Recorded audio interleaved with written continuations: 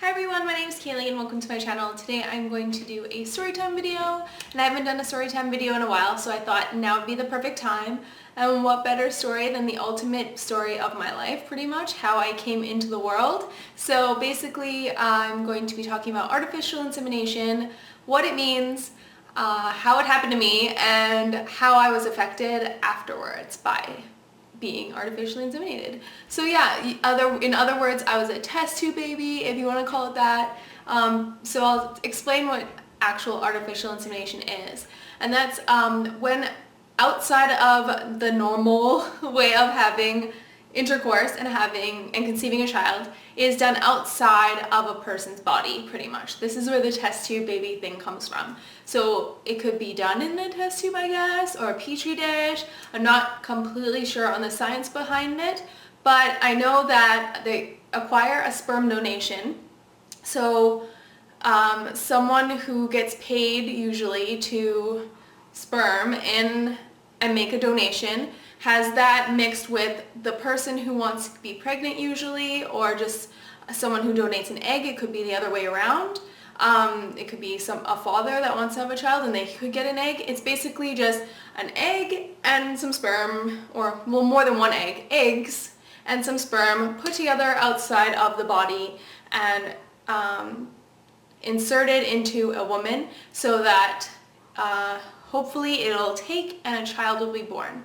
So in my case, my parents are both obviously they're lesbians, and so what they did was when they decided they wanted to have a child, they picked who was healthier. So the healthier person would be artificially inseminated. So what they did is they went to a fertility doctor, obviously, and started the process of getting a donation. So they had to do it 3 times. Each time they inserted the eggs, the fertilized eggs. It was $3,000.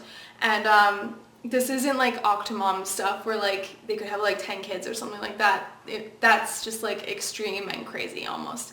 So yeah, so obviously it's rare that the odds are against you getting pregnant usually. So that's why it took 3 times. So overall, I can be the only pretty much kid that can say I was wanted from being born, because I cost $9,000. I wasn't just a drunken mistake. So even though technically I'm a bastard, I guess, I'm not.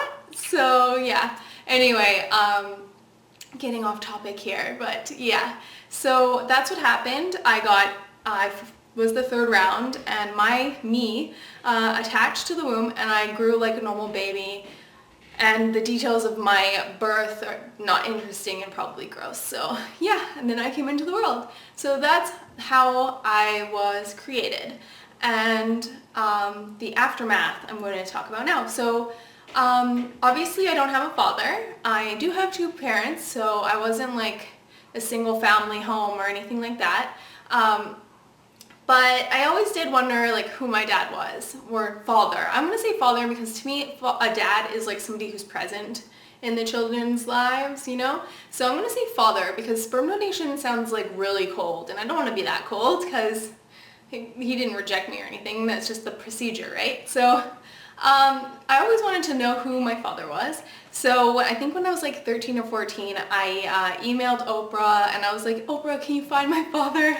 And obviously I didn't get an email back or anything like that.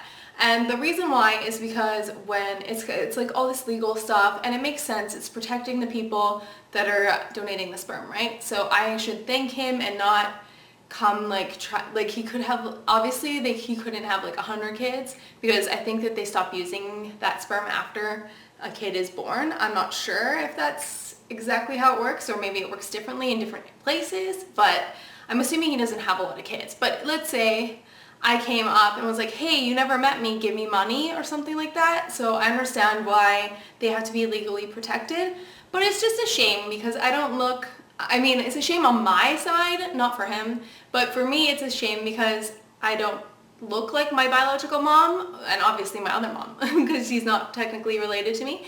I don't look like any of my extended family pretty much. I'm very light and they're not. Yeah, so I think that would be cool just to look, like, find out where my features have come from. I mean, health history, like family health history would be really helpful, like breast cancer, things like that. I always wonder about things like that. And just personality-wise too, I think it'd be cool to know about that whole nature-nurture thing, because like what if we have weird characteristics that are the same, like we both like cross our legs the same way or something just like that. I think it would be very interesting, right? So yeah, that's my artificial insemination story. So that's how I was born. Feel free to comment, but please keep it politically correct. I feel like that this subject can turn very badly. So just be conscious about what you're writing, and I'll be happy to answer and talk to you about it if you have any questions. And thank you so much for watching. Don't forget to like this video and subscribe, and I'll see you in the next video. Bye! Hi everyone, my name is Kaylee and welcome to my channel. This video is going to be about how to be super annoying on social media. So how to piss every single person that follows you off on social media. And I'm going to have a list and have points. And if I missed anything that's really crucial and that you think should be on this list, please leave a comment down below so we can